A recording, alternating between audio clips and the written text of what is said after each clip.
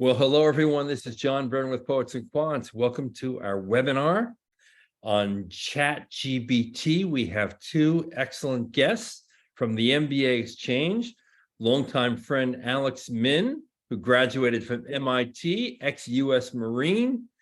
And we have Seth Gilmore, a Tuck MBA grad who once worked for the New York Times in a management role and did many other things, including was an entrepreneur, founded two companies. Well, welcome, guys. Thank you, John. Okay, now I've played around with ChatGPT, and I got to admit, I'm amazed at what it can do. And the more precise you are in the query, the better the response. And it's, frankly, it's shocking. Now, I wonder what you guys think. First of all, John, before we get going, congratulations on your relationship that what you consummated with Times Higher Education. Oh, thank you. Very nice. So the question, I played around with it since December of last year, as soon as it came. I'm not an early adopter per se, but I was just curious and I've been playing around with it. And what I think it does really good is general knowledge type of things that's out there. An example is I had it write, tell me about the Apollo 11 mission in the style of Tom Clancy. And then I asked it to, yes. And then, and in 500 words or less, like you said, the more exact, the better. And then I said, do the same thing, Apollo 11 mission in 500 words or less in the style of William Shakespeare. And what got outputted, it was amazing. I was like, holy smokes, this is great. But there are a lot of drawbacks too. So we can perhaps get into that later, but it is incredible. And it's coming. It's out. It's already out. Genie's out of the bottle. So for B-School applications, is it a disruptor? Is it a tool? Is it both? Or don't go near it? Seth? Yeah, I mean, I think there are definitely, first of all, I agree that it's all about prompt engineering, which apparently is going to be the one job left after ChatGPT eliminates the rest of them in the next 5 years. So we'll maybe start offering degree, get into school for doing that. Yeah, I think there are great uses for it. We actually tried. I was playing around with it actually in the context of the MBA Exchange a little bit, and just kind of doing a little bit of applicant analysis to kind of tell us based on your resume and a few things like that what it could tell us about maybe your likelihood of getting in or whatever. And I'm probably not a great prompt engineer. That's definitely one thing to say. But the second thing I would say is, it was really kind of all over the place in terms of like the results, really like sometimes it kind of had something interesting, and then very often it had stuff that was really off the mark. So I think it's a combination of user error being me, and then also it not maybe being where it will be in 5 years, maybe, which is probably a lot better. But I think that there are, so listen, I think we could probably say right off the bat, given, that we are a firm that specializes in helping you apply to business schools, you don't want ChatGPT writing your essays for you. And we'll talk about some reasons for why. But before we get to that, I think, there are certain uses for it. I think that could be really useful. So I struggle, for example, with staring at a blank page. It just drives me crazy. I don't know where to start with it. I'm a pretty good writer. I love writing actually and editing, but starting with nothing, it hurts. So I have used it in a variety of ways to just sort of like get something out, and do it, and then I start iterating on it. So I think that's one sort of thing that's interesting. And another one is just idea generation. It's great for throwing something against the wall and seeing what comes back, and then asking it to do it, like Alex was saying, from someone else's point of view. Do it from Michael Bloomberg's point of view or something like that. Depending on what you're trying to do. So stuff like that. And I think there are a number of things you can do to kind of help yourself get started a little bit, and to maybe think in ways that you might not on your own that could be useful. Yeah, that's really good advice. I think you're right. It's a good starting point, particularly if you're staring at a blank screen and you're wondering how to start. On the other hand, I've been told that ChatGPT makes stuff up. Yeah. So, I mean, out of nowhere. And it might put traits and attributes on you that are totally false. And it's kind of like fictional. I don't know why or how it does that, but I think that's scary. And that's an example of why not to use the tool to answer an essay question. Don't you think, Alex? I agree. And building on what both of you have said, the question earlier was, what does it do well? And here are what are some of its limitations? And I started off by saying, if it's general public information that's out there, it's not bad. It's pretty good, actually. But as we all know in this room, for business school application purposes, you need to dive down and get specific about yourself. And it doesn't know you. Not today. I mean, it's kind of scary.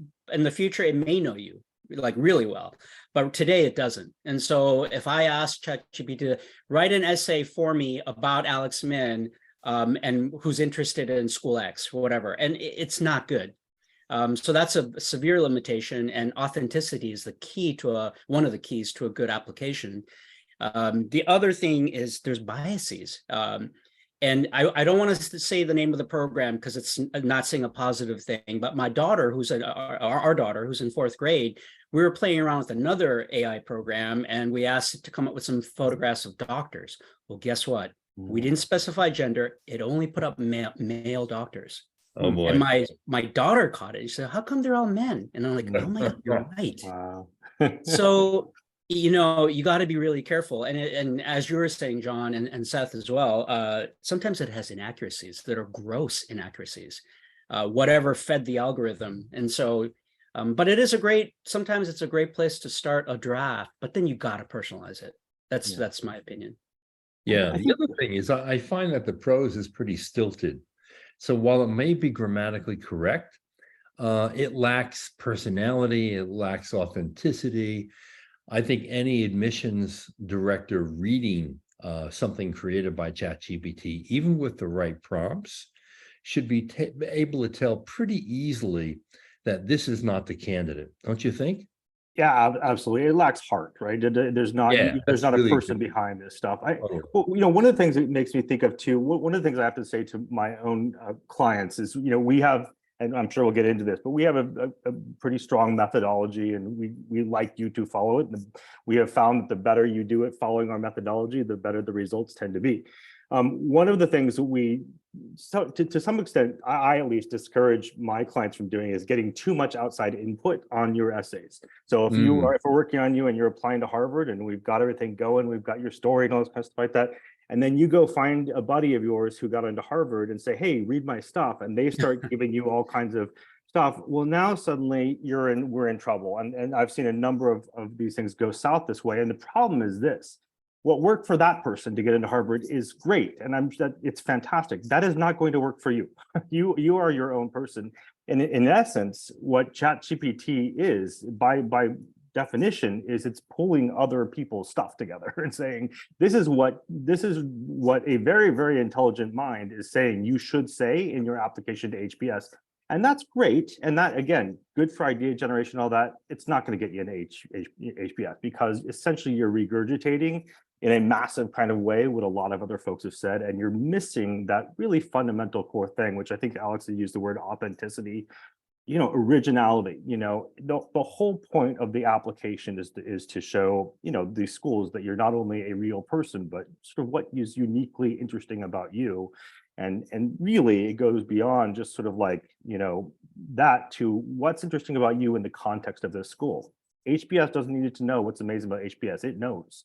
What it has never heard is what's the story of you at HBS. And that is something that ChatGPT is going to have a tough time coming up with in a compelling way for you.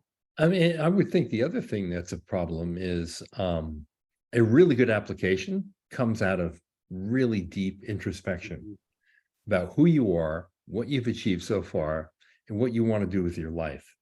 And that's where someone like you, one of you, would help an applicant go through that introspective process that leads to the kind of detail and genuine essay writing that can make a difference. Am I right, Alex? Totally agree with you, John. I really don't have anything to add to that. That's perfectly said. Yeah, and I think, in fact, too, and I think we'll get into this too, but one of the things that we do, we have a framework that we use, when you work with us. And I always probably crudely sort of describe this to people, but we take your life and we dump it onto our framework.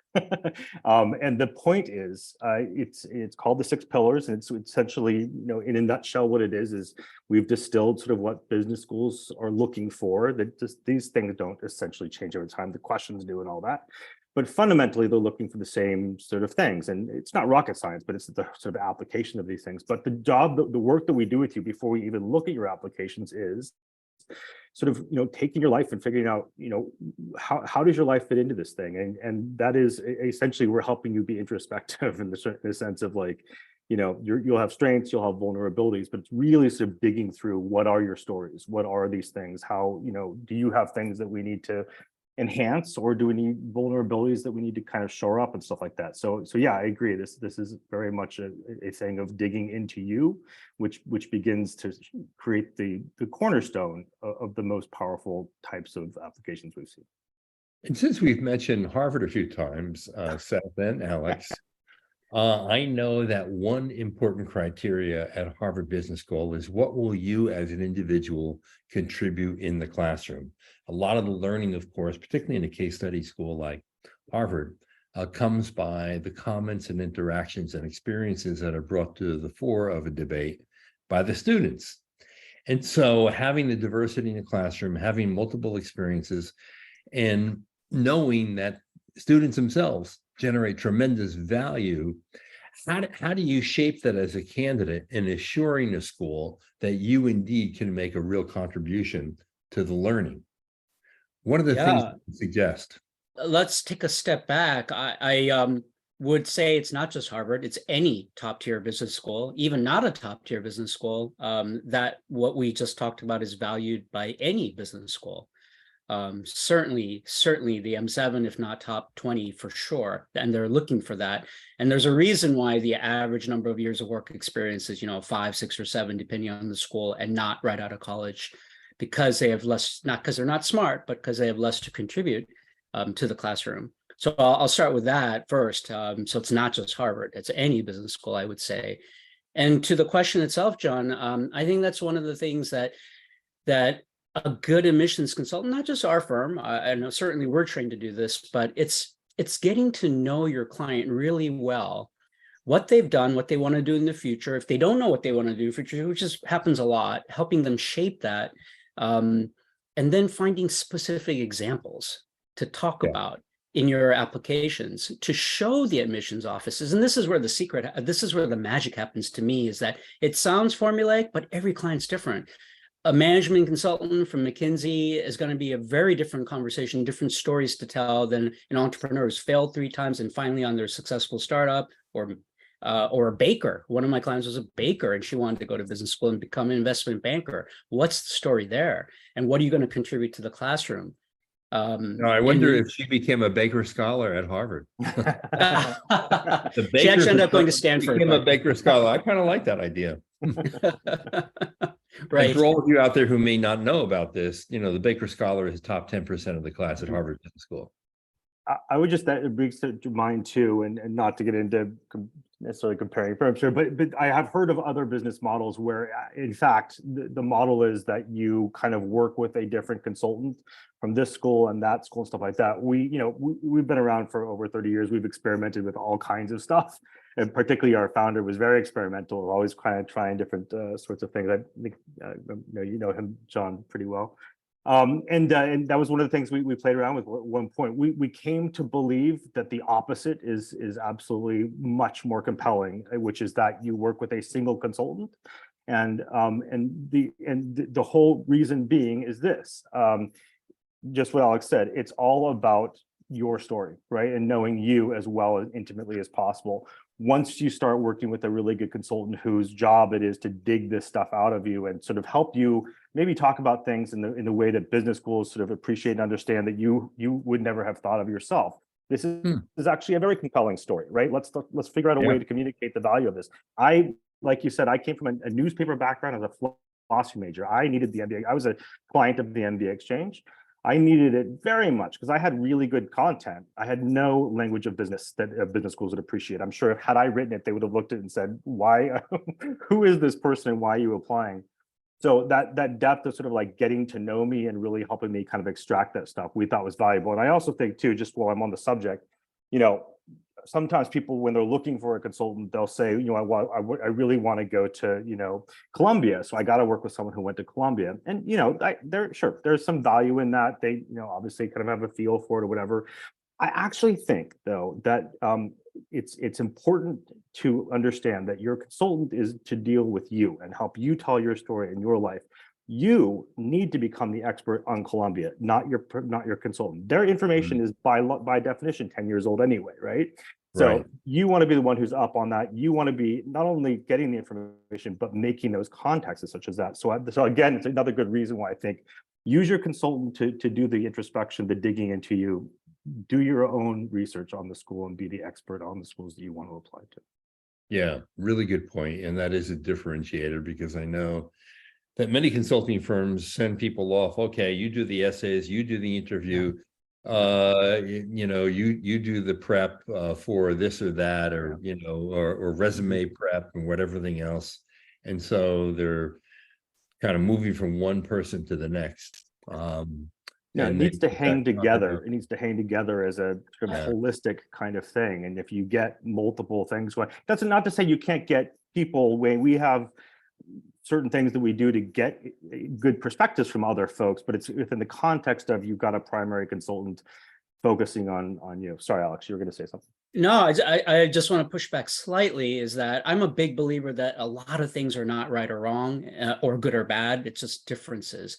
And so for someone that wants to work with 4 or 5 different people, we're not the right firm for them. And that's fine. They should go find a firm that's like that. But I do agree with you, Seth. I'm bought off on we call it the lead consultant model at the MBA Exchange. I personally like that model better. And again, it's the cohesiveness. For the client, it's easier, single point of contact. The consultant gets to know everything about the client's everything.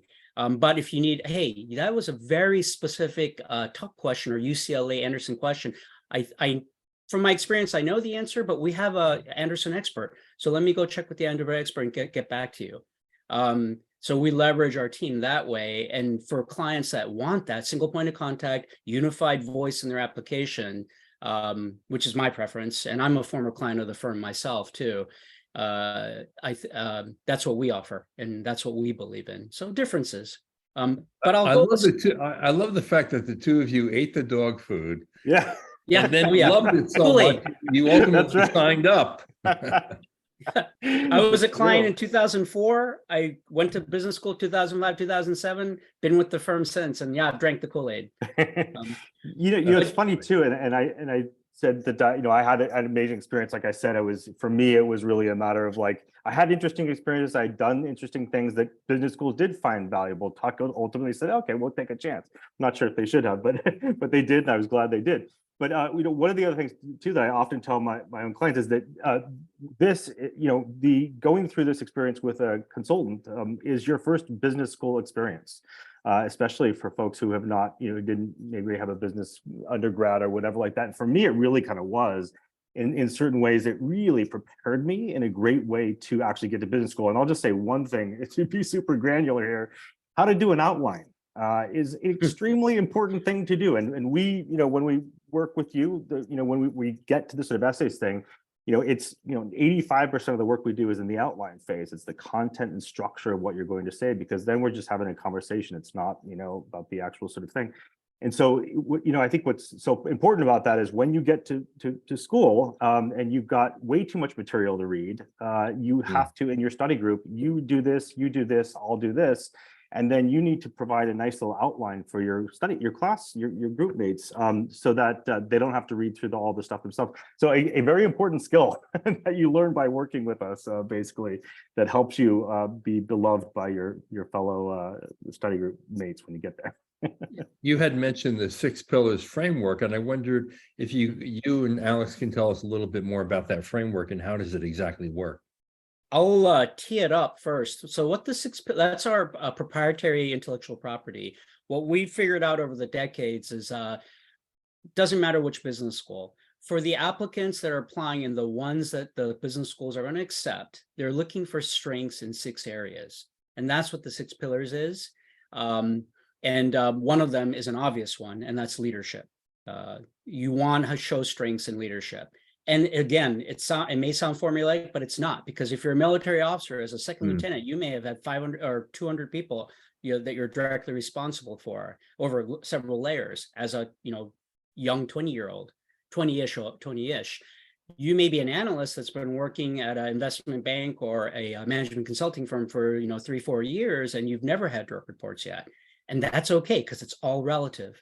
But leadership is important no matter what. And it can come in many different ways, shape, and forms. But that's what the 6 pillars is. And there's 6 of those areas that we've identified that business schools want to see strengths from their applicants in those areas. Yeah, give me an example of how someone benefits specifically by using the framework. Yeah, well, I think just kind of build on that, and then to answer your question, it's that is the jumping off point, I think, for again, we do this whole sort of like body of preliminary work with you before we care what schools you're applying to, care what the essay questions are asking, whatever. And so this is the framework. And for me, the real value of that, so we have in these 6 pillars, leadership and such as that, they're not rocket science. You can figure these out. We have our own definitions that we use, and we've kind of evolved those over the years as things changed a little bit. But essentially, they're kind of the bedrocks that Dan sat down almost 40 years ago here. Yeah. So and it's proven season after season to be like, yeah, actually, this is kind of still the stuff they're really looking for here. And so what's great is I think that is really the jumping off point for what are your stories? Okay, so we get to, let's say, critical reasoning is another one, right? So what does critical reasoning mean? And then it's not just, okay, you've got a definition of it. You could put that into ChatGPT and give me an example of critical reasoning. And so you could do that, fine. Not an interesting story, right? So let's talk about your life. Let's go through, all right, let's start with what your most recent job, and let's talk about things you had. Let's talk about, if you don't have a great thing there, kind of go back to what happened in undergrad or something like that. This whole process begins to dredge stuff up. And one of the fun things that I just love about this, we do this thing called the 90-minute kickoff, where we sort of really dig into this stuff with people, and people kind of walk away going, oh my God, I didn't know what I was signing up for here. Because it's a lot, and they don't realize the extent to which we're asking you to really look inside of yourself and think about your stories and such as that. But what's great is that they begin to come up with things where it's like, gosh, I didn't know I had that kind of a story there, The other thing too, that you can do by using this kind of a framework is that, let's just say, it's April, and you've got to put this application in September, and let's say you've got 5 out of the 6 stories, 6 great stories or whatever, a couple that we can help you kind of make sure they're tip top, but one you're like seriously like missing, like whatever it could be, you just don't have a great evidence for it. There are ways that you could, in the context of your jobs, to say to your boss, hey, I would love to do this kind of a project because I'm looking for this kind of experience, because I want to be able to talk about this in a credible way, that I had this kind of experience or whatever. So I call it manufacturing, but you're not. You're actually getting a genuine experience to sort of round out the things that we know business schools are looking for. And when you put in the application, you can legitimately say, hey, this is the thing I did for this sort of thing, and you're not lying, right? You're not making something up, and you can actually talk about it. So those are the sorts of things that it's a fun process that people, I think, get excited by, and pretty, very productive. And to the original question, John, you asked, I'll give a specific example that builds on what Seth just mentioned. So I had an engineer as a client, and one of our 6 pillars is teamwork. And you need to show strengths in teamwork to be a successful applicant. And he had been an engineer that worked by himself for the most part, and really didn't have anything readily available. But then after a series of conversations using some of the frameworks that Seth alluded to at the earlier part of our engagement, I asked some leading questions and realized that, nobody works in a silo these days, even if you're working remotely. He interacted with product managers because he had to. He interacted with sales and marketing people, about feature sets and other things, typical marketing. And there was some tension there, which is not a bad thing in this case. So when we dug deeper, he was able to come up with an example, a very good example of teamwork, where he was working with the marketing people and product development people, and he's the engineer, and how they had to collaborate and compromise, and more importantly, how they did that. The results were good too, but the results to me were almost less important than the process of him learning how to do this. And that was one of the stories he related in his application. So it sounds like your framework is organized around the most common traits that business schools are actually seeking. Critical reasoning, teamwork, leadership. And I'm thinking you're using it to draw out of individuals the best possible examples to illustrate this, because one thing that we do know is that you can't be vague in an MBA application. You got to be really specific, right? Yep. Sure. Yeah. Absolutely. And I'll just so throw on one other thing to that too, as part of this, I think is interesting. I often tell as part of this exploration of digging into your stories and finding things and what can we talk about and how do you meet these sorts of things. When folks do business school applications on their own, they tend to sort of think I've got to tell great stories about things about my prowess and how wonderful I was, and therefore I've got this great management potential. And if you can imagine being an AdCom reader and you're reading the 300th set of essays this week, and you're just like, oh God, I understand you're an amazing person. It's like, wow, it's boring. It's frankly boring. One of the things I love to do is to find a great failure, to find something where you really fell flat on your face, because it does a few things. You say this is a failure, and then number one, you're sort of demonstrating humility, right? You're admitting I screwed this sort of thing up. But the really important thing of any of these stories is essentially what you learned from it, right? So what did you take away from that sort of thing? That's the thing that actually shows the management potential.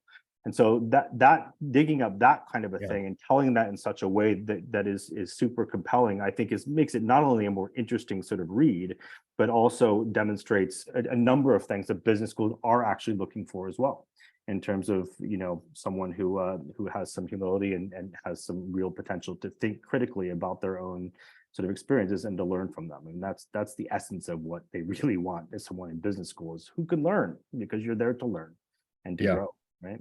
I just wanted to add to something you said, John, that you can't be vague in general, and the more detailed and specific, the better. That so resonates with me and so true, John. And I want to add to that by saying that, to me, one of the worst admissions consultants is when asked the question, my GMAT or my GRE scores X, is that good enough for school Y? And they give a binary answer. That to me is like, oh my God. Now, when our son was looking for a college admissions consultant, I didn't want to be his consultant for various reasons. One of the advices I gave him in looking for a consultant was look out for people that give binary answers to questions like that, because it's much more nuanced. Or where'd you go to college? What's your verbal quant breakdown? What's your major? What are you doing for your job right now? And this is one of the reasons why not to blow smoke your way, John, it's truly what I admire about Poets and Quants is that you guys don't do sound bites. Poets and Quants articles are always nuanced, detailed, researched, and talk about both sides, very balanced, and go deep. And I think it's a problem with our society in general. We're so bifurcated in sound bites, and people having a hard time paying attention to anything more than 5 minutes long.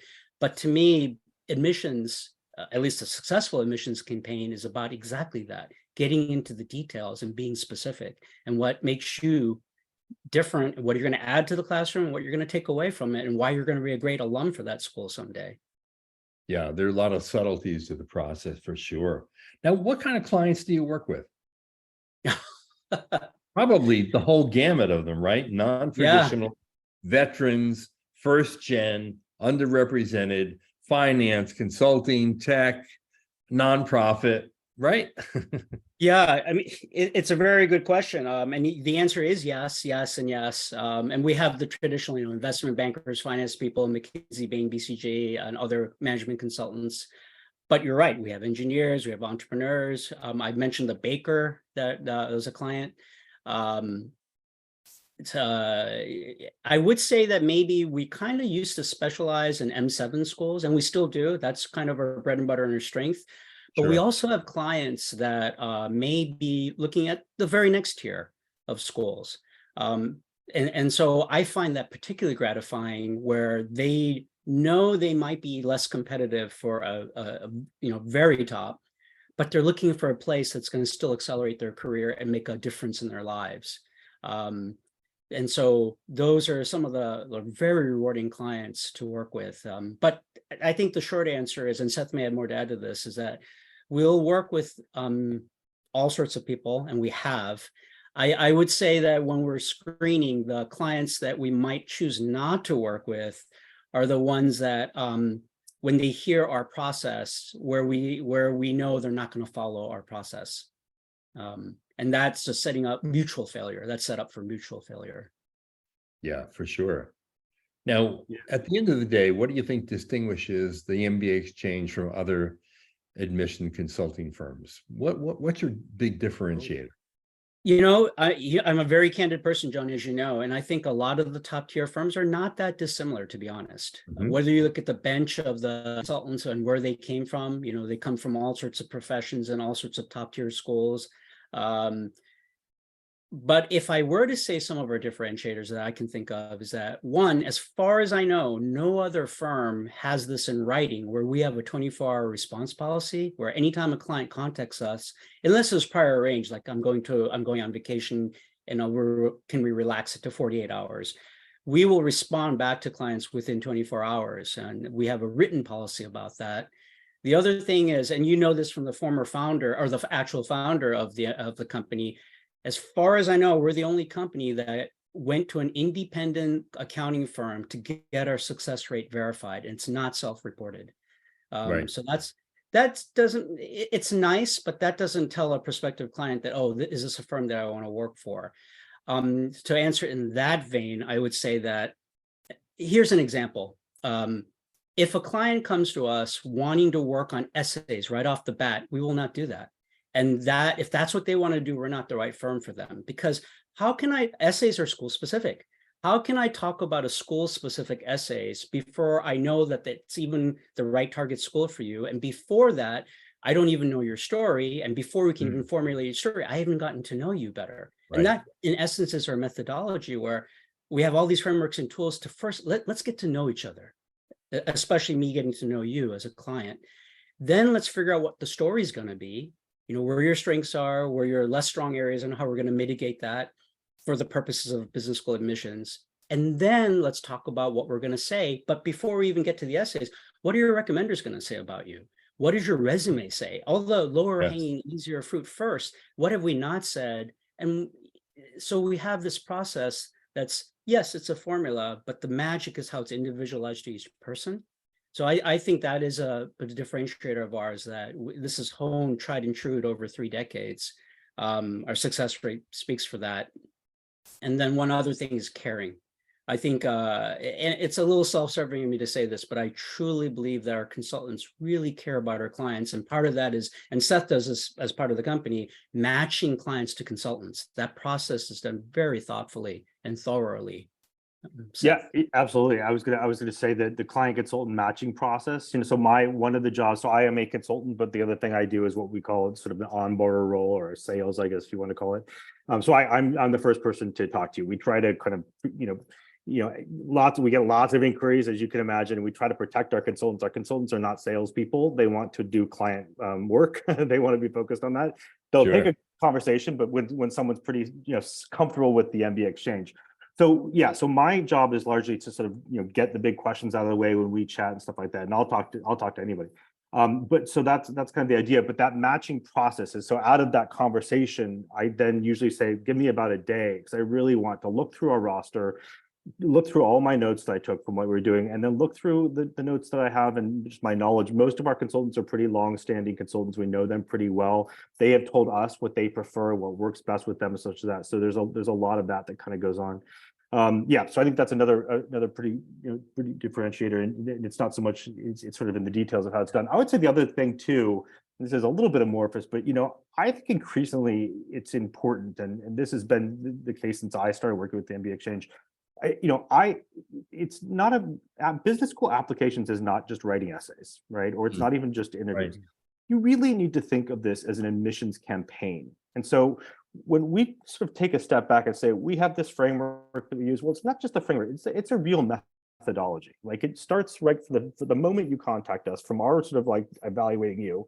right until the end, working with you, is that you really want to think about this in all kinds of ways. So one of the major things, for example, that you need to do is networking, right? Is part of getting into business school. One of the things that terrifies business schools, especially the better ones, is that they will let you in and then you will turn them down, right? This is a disaster for business schools. So, for example, one of the things that you do is that you want to have good networking and you want to have lots of touch points and reaching out to people, for example, president, head of clubs and alumni, professors, all that, and you want to do that in a non-generic way because you want to be, each time you're trying to get information, but you're actually trying to impress people that you've got your stuff together. And so one of the things we do is work with you to do that in an effective kind of way in order to, the ideal thing is the AdCom reviewer sits down and opens up your, again, the 300th file that day, and she's looking at 3 Post-it notes on your thing from Professor so-and-so, the head of this club, and this,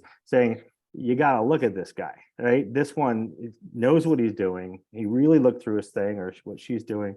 And they're on it, and they understand not only why it's great to come to Kellogg, but they understand the story of them at Kellogg and why that makes so much sense. So again, that's all part of a holistic admissions campaign as opposed to just jotting off a couple essays. And again, back to our theme here, ChatGPT isn't going to ever going to do that for you. I don't care if we're 10 years into it. It's not going to help you hang that together. And even if it does, when you're sitting there having a cocktail party with the director of admissions at some club and she or he asks you a question, I'll bet you they're going to be able to tell whether that's an authentic thing coming from your mouth or it's something that you regurgitated from somewhere else, essentially. Oh, yeah, totally. Now, both of you ran successfully the MBA marathon. Both of you got advice from MBA Exchange itself. Both of you got into world-class business schools, and both of you leveraged the degree to create a new career for yourselves. So I wonder, looking back on your own personal experiences, what is the impact that an MBA can actually have on an individual? Oh my gosh, John. You're going to laugh, but in my first day of finance class, when the professor was going NPV this, NPV that, I turned to my classmate and I said, "What's NPV?" And she looked at me incredulously, like, I mean, she was friendly. You know but what net present value is? You don't know what you don't know what net present value is? I was like, I was a Marine. I mean, so there was that at a very basic level, knowledge, how to do a discounted cash flow, what are the Porter's 5 forces and how do you evaluate the industry and a new entrant? And so there's all that book learning stuff. But then to me, especially as an older applicant, I mean, I was 36 when I started, which is kind of old for a regular two-year residential MBA program, at least in the United States. The network. Just earlier today, I was having coffee with a friend of mine named Rajat, who was a class ahead of me, actually, matter of fact, who has his own hedge fund. And we were just catching up and shooting the breeze. I remember when I didn't know what was a non-performing loans, NPLs. There's something that came up at work, and we need to figure out what is this really, although we know what the words stand for. All I had to do is pick up the phone and call a classmate and say, "Hey, Beth, tell me about NPLs." And she talked my years out. She works at Goldman Sachs and told him, after an hour later, I'm okay. That's more than I wanted to know. So friendships, network. And then the other thing is that I'm not an expert in marketing. I'm not an expert in strategy. I'm not an expert in operations, but I know enough about each of those things to be dangerous in finance and HR, and you name the business function. That's why I could be an entrepreneur, because I know just enough to be dangerous, and that this perspective of, and also what's it like, even let's take McKinsey. McKinsey in Atlanta is very different than McKinsey in Japan. And your classmates come from all of these backgrounds, or you name the industry and function, you're going to have those classmates. And so that invaluable, not only the network, but just getting that perspective of this is what global business is. Or when you have a professor who used to work in the White House and she tells you, okay, when the interest rate rises, here's really what's going to happen to the economy, the effects of all the different things that cascade from that. And you're oh my God, you never thought of these things. So I could go on and on and on, but Seth should be in here too. I definitely agree with that as well. I think, for me, I would say 2 things, I guess. I had a very non-traditional background. I was a philosophy major undergrad. I wanted to be a playwright. I worked at the New York Times for several years and stuff like that. So, and at the same time, I was also very entrepreneurial. It was kind of like a little bit in the .com era, and I had lots of ideas, and always throwing around PowerPoints to my friends, and let's do this, and and not knowing at all how to start a startup. Now, of course, I'll go to business school and learn how to start a startup. And of course, at the time, I don't know if I think this has changed now, but Tuck did not know how to start a startup either. They were focused on consultants and bankers, So I think that, again, that's changed. Harvard and Stanford, I think we're sort of doing better about that. But in any event, learning. So I guess that my point more is that two things there. One is learning how to speak the language of business. So for me, that was the huge sort of thing. Again, it started with this process of working for my consultants. That is the main thing I got. I think Alex alluded to this. I don't know in depth about a lot of stuff, but I can sit in a room with folks who are doing pretty high, pollutant things, and basically be able to hold my own, at least can follow along the conversations and enough to be dangerous. And I think that will probably come in later on in my career in various contexts. I simply won't be shocked to learn about something, even doing something with residential real estate. We had an advisor who said, put your money into treasuries, and I kind of knew what he was talking about, that. So, but the other thing too, I would just mention, brings up from your conversation, is I think there's a very specific way of going about business school that's extremely important for you to know. So getting in is like 90% of the thing, right? You've got the brand, don't get kicked out, you're in good shape. No one's going to ask for your grades in business school. That said, I should have done more homework about how one goes to business school. And I'm not, I'm glad I did what I did. I took a really weird path, but it is largely about recruiting. And you really need to hit that ground running in that fall semester when you get there. If for most people, I would say. So I would say this just as a piece of advice for people watching this. Okay, you get into your school, you're good to go. The last thing you want to talk to your consultant about, and we work with you to the bitter end, right? We're not going to say that you're done here, is get some ideas for best strategies for going about it. What do you actually want to get out of this thing? And make sure you talk to enough people who've done it before, that you're not wasting your time. Grades, you don't want to get kicked out, but again, like, no one is reviewing your grades. I thought it was like undergrad and you really need to get an A+ and everything. And that was not the right way to go about it. So anyway, unsolicited advice there, but I think it would have been useful. Well, gentlemen, if anything, we've proven that ChatGPT is no substitute for a really good coach. Yes, we have. And if you're going to run the MBA marathon and try to get into a really highly selective business school, it is really helpful to have a really good coach. And clearly you two are. That's very kind of you, John. Appreciate it, John. Well, it's been a pleasure. Alex and Seth, thank you so much for sharing your insights and your thoughts and experience with us. Really appreciate it. And for all of you out there, Alex is a principal at the MBA Exchange. Seth is a senior consultant. They actually use the MBA Exchange to get into business schools themselves. That is rare, that you've actually did that and loved it so much and learned so much from the process that you not only got into a great program, but you ended up coming back and working for the MBA Exchange. Yeah, it's amazing. When you believe in it, you believe in it. Absolutely. Yeah. All right. Well, for all of you out there, don't use ChatGPT. Check out the MBA Exchange. Alex and Seth are two great guys, and they're really happy to help you in any way they can. And if you want to do that, go to the MBAexchange.com website. There's plenty of information there, and a lot of detail on all the consultants and their backgrounds. I think you'll find it a really helpful resource. This is John Byrne with Poets and Quants.